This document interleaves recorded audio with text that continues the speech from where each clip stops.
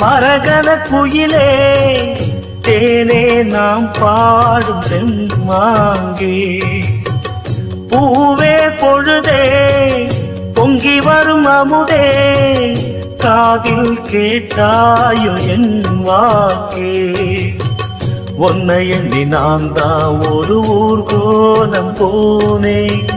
தன்னந்தனியாக நிற்கும் தேர் போனானே